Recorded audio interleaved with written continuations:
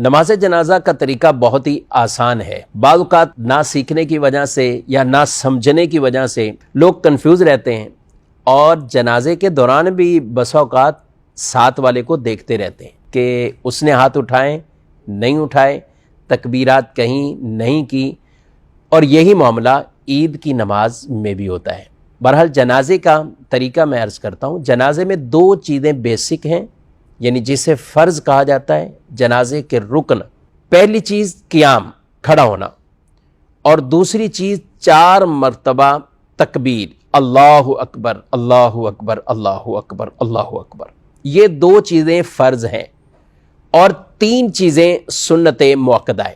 یعنی جب پہلی تکبیر ہوتی ہے تو اس کے بعد ثنا پڑھتے ہیں، دوسری تکبیر تو درود پاک پڑھتے ہیں، تیسری تکبیر تو دعائے میت کے لیے دعا، اللہم اغفر لحینا و میتنا و شاہدنا و غائبنا.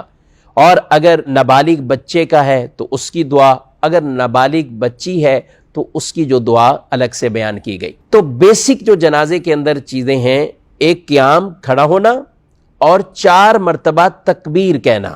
لوگ سمجھ رہے شاید امام ہی تکبیر کہتا ہے اور مقتدی ثنا پڑھتے ہیں، درود پڑھتے ہیں، دعا پڑھتے ہیں، تکبیر نہیں کہتے. تو اگر مقتدی تکبیر نہیں کہے گا تو اس کی نماز نہیں ہوگی، کیونکہ نماز جنازہ کے فرائض ہی یہ 2 چیزیں، قیام اور تکبیرات. تو لہذا جب بھی آپ نماز جنازہ ادا کریں تو جیسے امام اللہ اکبر کہتے ہیں تو آپ بھی پیچھے اللہ اکبر کہیں. اب اس کی نیت ہم سماعت کرتے ہیں.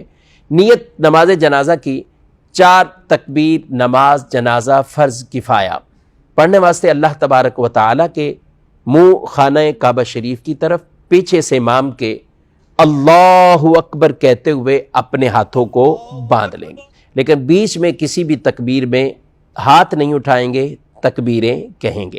جب ثنا پڑھیں اور ثنا کے اندر وَتَعَالَى جَدُّكَ، اس کے بعد وَجَلَّ ثَنَاؤُكَ وَلَا إِلَٰهَ غَيْرُكَ، یہ ساتھ اگر اضافہ کر لیتے ہیں تو یہ بھی بہتر ہے. اور اگر صرف نماز والی ثنا پڑھی تو بھی سنت ادا ہو جائے گی. اب دوسری تکبیر ہوگی لیکن ہاتھ نہیں اٹھائیں گے. اللہ اکبر. اب دوسری تکبیر ہو گئی، اب درود پاک، درود ابراہیمی پڑھیے. پھر تیسری تکبیر ہوگی، اللہ اکبر. اب آپ نے دعائے میت، اللہم اغفر لحینا و میتنا، یہ والی دعا اگر کسی بڑے بالغ مرد یا عورت کی نماز جنازہ ہے، اگر نابالغ بچہ ہے تو پھر نابالغ کی دعا، اور بچی ہے تو نابالغ بچی والی دعا. اب جب یہ پڑھ لیں گے تو پھر چوتھی تکبیر ہوگی، اللہ اکبر، اور اس کے بعد دونوں ہاتھوں کو کھول کر چھوڑ دیں گے اور دائیں طرف اور بائیں طرف سلام پھیر دیں گے. بہت سے لوگ ہاتھ جب چوتھی تکبیر ہوتی ہے تو ایک طرف سلام پھیرتے ہیں، السلام علیکم ورحمۃ اللہ، ایک ہاتھ کھولتے ہیں، پھر دوسری طرف السلام علیکم ورحمۃ اللہ، پھر دوسرا ہاتھ کھولتے ہیں. یہ نہیں، جب آپ نے چوتھی تکبیر کہہ دی تو اب ایسے ہی نا، اللہ اکبر، چوتھی تکبیر ہوئی، دونوں ہاتھ کھول دیں، السلام علیکم ورحمۃ اللہ، السلام علیکم ورحمۃ اللہ.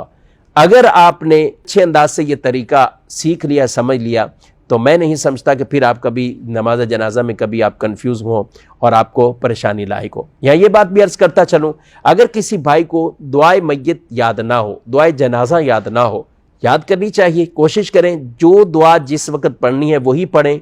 لیکن اگر دعا یاد نہیں ہے تو آپ کوئی سی بھی دعائے معصورہ، قرآن یا حدیث کے اندر جو دعائیں منقول ہیں تو آپ وہ دعا پڑھ سکتے ہیں. یعنی ربنا آتنا فی الدنیا حسنہ، یہ والی دعا، ربنا اغفر لی ولوالدی وللمؤمنین یوم یقوم الحساب، یہ والی دعا. اور اسی طرح سورہ فاتحہ بھی دعا کی نیت سے پڑھ سکتے ہیں، قرآن کی نیت سے پڑھنے کی اجازت نہیں ہے. تو خلاصہ کلام یہ ہوا کہ نماز جنازہ میں 2 چیزیں فرض، یعنی قیام اور 4 تکبیریں، اور پھر 3 چیزیں جو آگے ہیں، ثنا پڑھنا، درود پڑھنا اور دعائے میت، یہ سنت مؤکدہ ہیں. یوں نماز جنازہ مکمل ہو جائے.